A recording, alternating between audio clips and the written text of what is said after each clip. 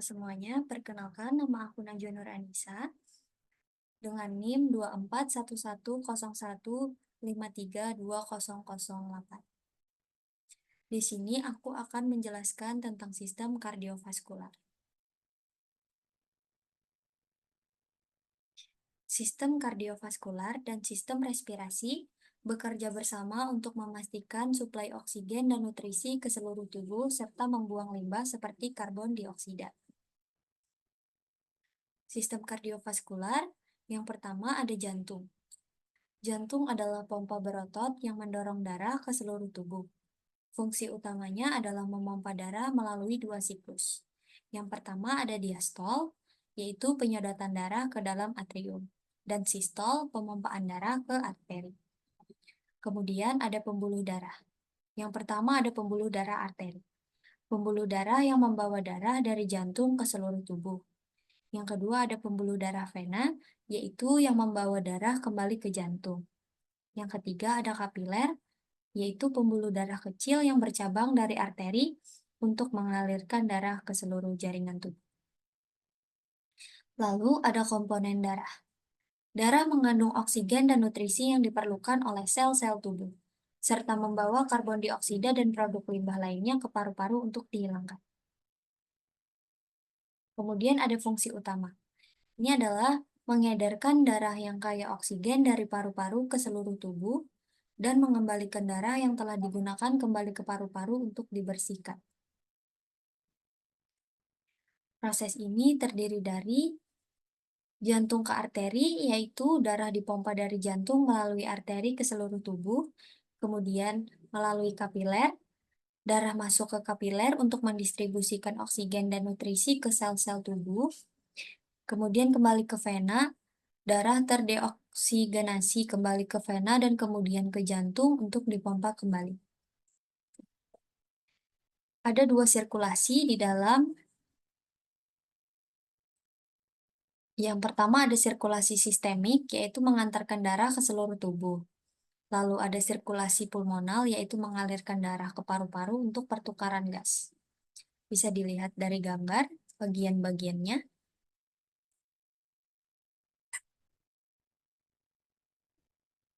Lanjut ada lapisan jantung. Yang pertama ada perikardium, yaitu lapisan terluar yang melindungi jantung dan mengurangi gesekan saat jantung berdetak. Lalu ada miokardium, yaitu lapisan tengah yang terdiri dari otot jantung dan bertanggung jawab untuk memompa darah. Yang ketiga ada endokardium, yaitu lapisan terdalam yang melapisi ruang-ruang jantung, memastikan aliran darah tetap lancar. Lalu, ini ada gambar dari lapisan jantung, bisa dilihat.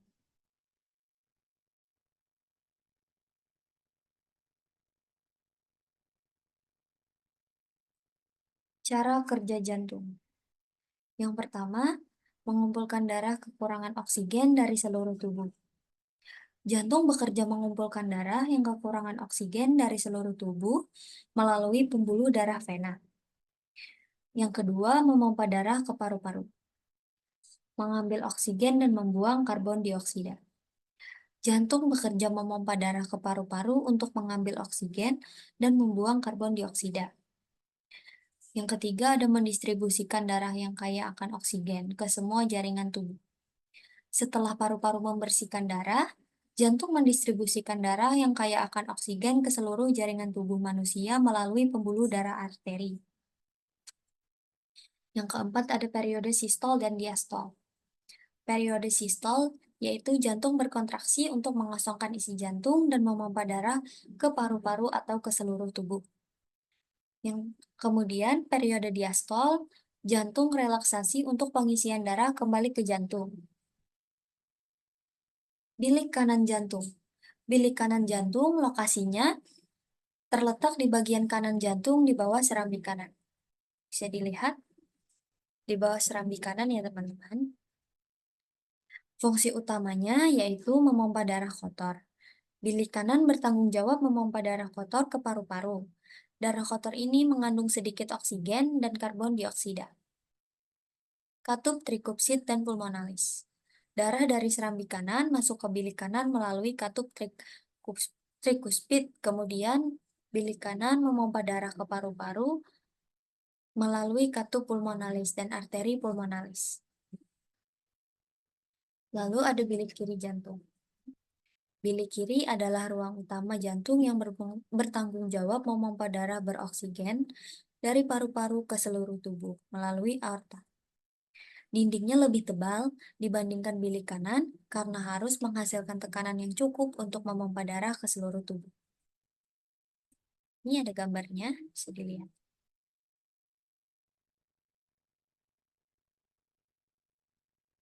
Lihat, kita memasuki materi yang kedua.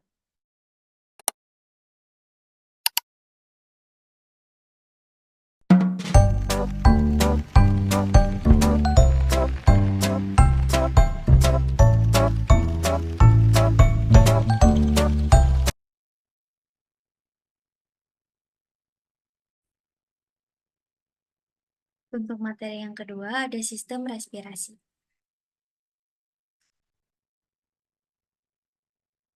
Respirasi pada manusia adalah sistem pernapasan yang berfungsi untuk melakukan pertukaran gas, yaitu mengambil oksigen dari udara dan mengeluarkan karbon dioksida dari dalam tubuh.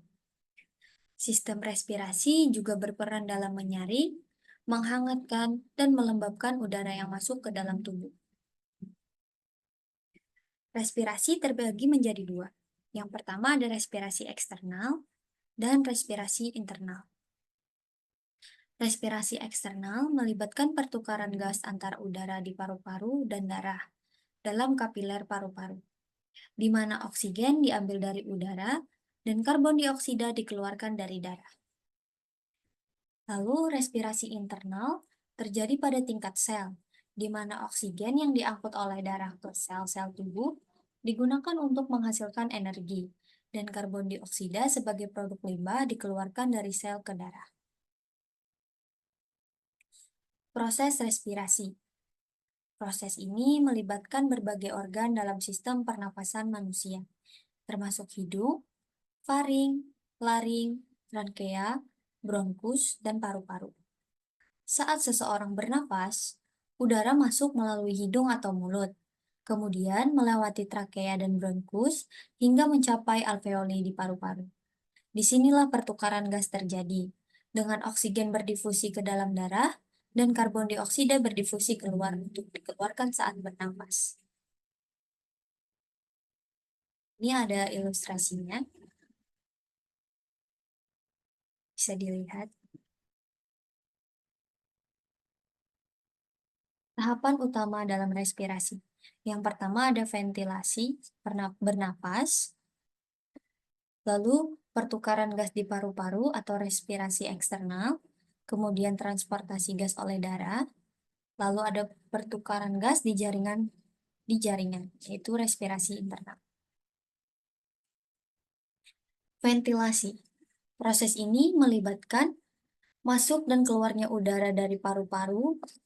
Udara kaya oksigen dihirup melalui hidung atau mulut dan mengalir ke bawah melalui faring, laring, trakea, hingga mencapai bronkus, dan akhirnya alveoli di paru-paru. Ini disebut inhalasi atau inspirasi. Sebaliknya, udara yang mengandung karbon dioksida dikeluarkan dari paru-paru melalui proses ekshalasi atau ekspirasi. Kalau inspirasi itu udara masuk ya teman-teman.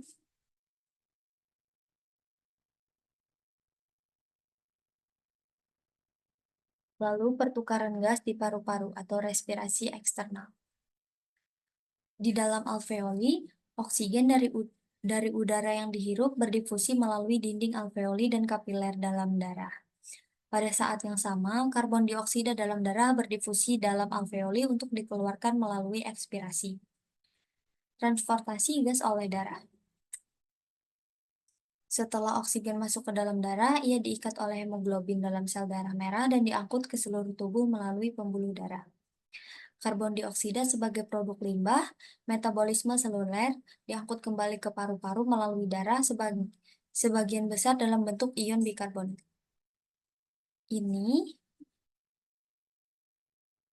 proses respirasi eksternal, itu udara keluar. Lalu pertukaran gas di jaringan atau respirasi internal. Di tingkat jaringan tubuh, oksigen dilepaskan dari hemoglobin dan berdifusi ke dalam sel-sel tubuh, di mana ia digunakan untuk metabolisme seluler, terutama untuk produksi energi ATP. Dalam mitokondria, karbon dioksida yang dihasilkan sebagai produk sampingan metabolisme ini kemudian berdifusi dari sel ke dalam darah untuk diangkut kembali ke paru-paru. Transportasi gas oleh darah. Setelah oksigen masuk ke dalam darah, ia diikat oleh hemoglobin dalam sel darah merah dan diangkut ke seluruh tubuh melalui pembuluh darah. Karbon dioksida sebagai produk limbah metabolisme seluler diangkut kembali ke paru-paru melalui darah, sebagian besar dalam bentuk ion bikarbonat. Penggunaan oksigen di sel atau respirasi seluler. Oksigen yang telah sampai ke sel digunakan dalam respirasi seluler untuk memecah glukosa dan menghasilkan energi. Proses ini menghasilkan karbon dioksida dan air sebagai produk sampingan. Energi yang dihasilkan digunakan oleh tubuh untuk berbagai fungsi vital. Proses respirasi ini esensial untuk kelangsungan hidup karena memastikan pasokan oksigen yang cukup untuk sel-sel tubuh dan pengeluaran karbon dioksida yang efektif. Kemudian ada organ dan bagian-bagian sistem pernapasan. Bisa dilihat dari gambar, ada rongga hidung, rongga mulut, faring, epiglotis, laring, trakea, paru-paru. Dan di dalam paru-paru mencakup bronkus, bronkiolus, alveolus, dan diafragma. Yang pertama ada rongga hidung.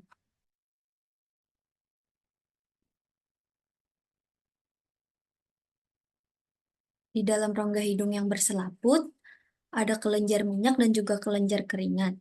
Selaput itu berfungsi untuk menangkap benda-benda asing yang masuk ke dalam saluran pernafasan. Di dalam rongga hidung juga ada rambut-rambut kecil dan tebal. Rambut-rambut itu memiliki fungsi untuk menyaring partikel, kotoran-kotoran yang masuk ke dalam hidung bersama udara. Selain itu, ada juga konka yang memiliki fungsi untuk menghangatkan udara dingin yang masuk ke dalam rongga hidung. Lalu ada faring atau tenggorokan. Udara yang masuk dari rongga hidung akan melewati tenggorokan. Tenggorokan memiliki dua cabang saluran, yaitu saluran pernafasan dan saluran pencernaan, yang terletak di bagian belakang. Fungsi utama tenggorokan adalah menyediakan saluran untuk udara yang masuk dan juga keluar. Di tenggorokan juga ada pita suara yang berfungsi untuk menghasilkan suara.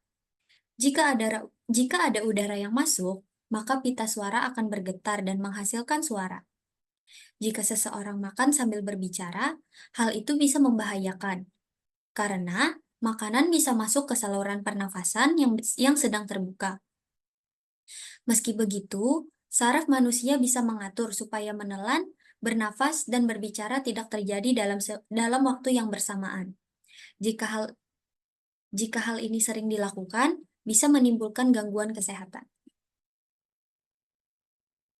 Bisa dilihat gambar faring ada di sini.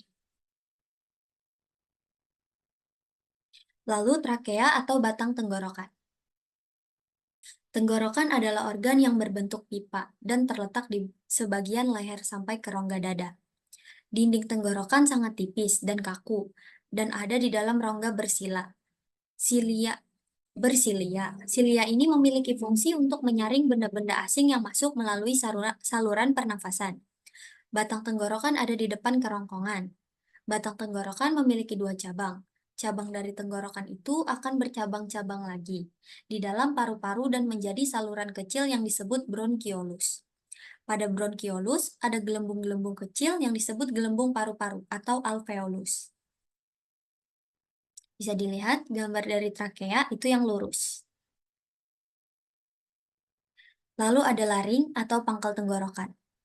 Pangkal tenggorokan adalah organ pernafasan yang berbentuk seperti saluran dan dikelilingi oleh tulang rawan.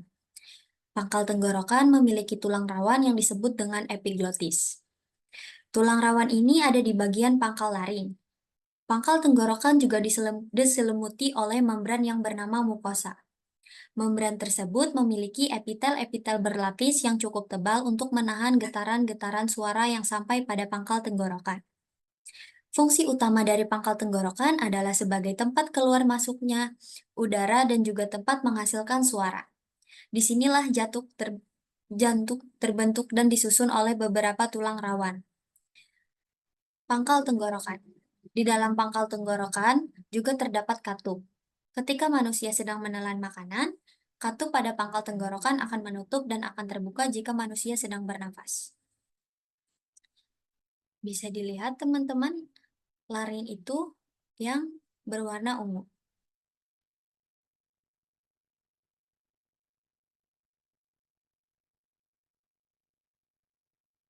Lalu ada bronkus atau cabang batang tenggorokan.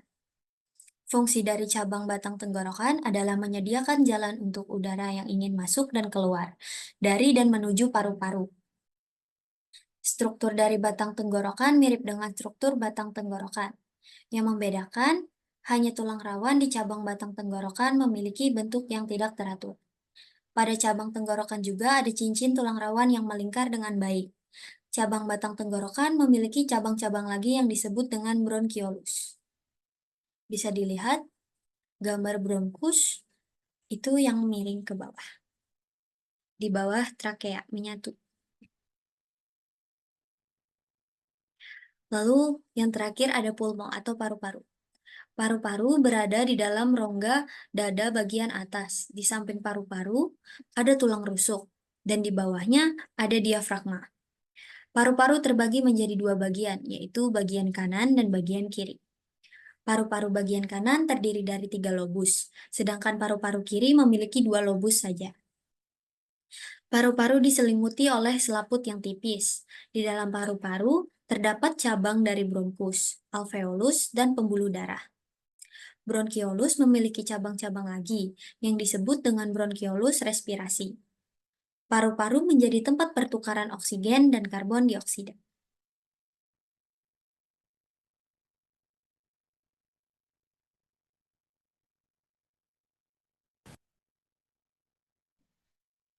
Sekian, terima kasih.